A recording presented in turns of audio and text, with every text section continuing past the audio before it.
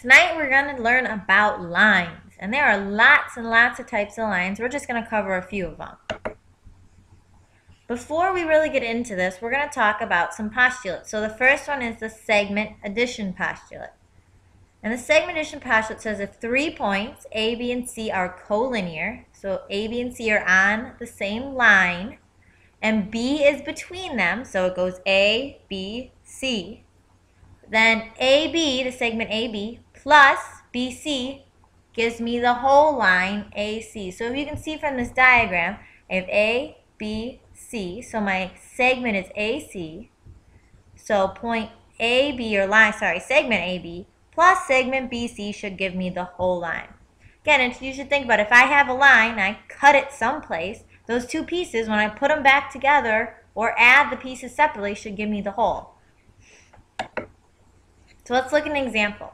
I'm telling you, e.g., the whole segment is 59, solve for x. Well, since this whole thing is 59, we should think about this piece plus this piece gives me the whole. So you can see EF plus FG gives me EG. That's the segment addition postulate.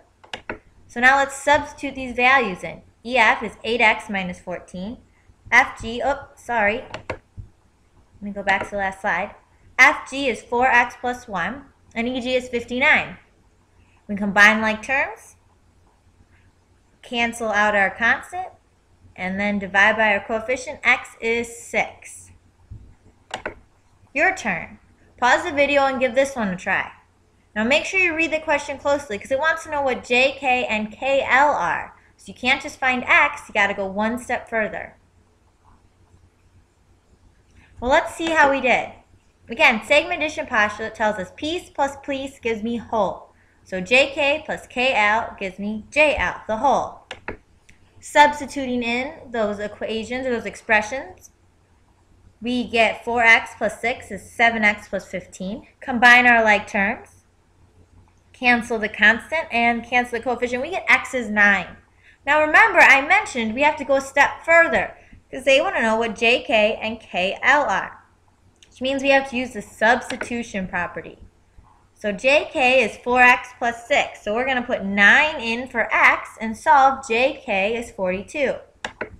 KL, we're going to say 7x plus 15. We're going to put in 9 and solve and get 88. And if we check our work, 88 and 42 should in fact give me 120. So we did the problem right. Great job. Let's look at one more. We have a couple more definitions. Sorry, I said one, but we have a few more. First is congruent. Congruent, we kind of talked about already, is equal or same in size. And it's important you know that that sign looks like half of a equal sign and half of a similar sign means congruent. The midpoint is the point that divides a segment into two congruent parts. It's the middle point. And a bisector is a line, ray, or segment that divides the same segment or angle into two congruent pieces. So a bisector may go through a midpoint. It's going to take my line or my angle and divide it into two equal pieces. So one more example. Q is the midpoint of PR. So find the two pieces and the whole. Well, if Q is the midpoint, we know that the two pieces are equal. PQ and QR are going to be equal because Q is in the middle of them. So let's set our equations equal to each other and solve for x by getting variables to the same side and canceling out the constant. We get x is 8. Now remember, they want to know the lengths of each of those segments, so we've got to use the substitution property. PQ, we substitute in 8.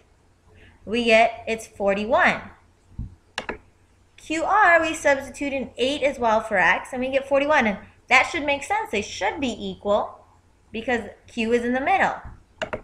And lastly, well, PR, based on our segment addition postulate, says the piece plus the piece gives me the whole. So PQ plus QR needs to give me PR. So we add 41 and 41, and we in fact get 82. Thanks for watching. We're going to practice some more postulates in class. Have a great night.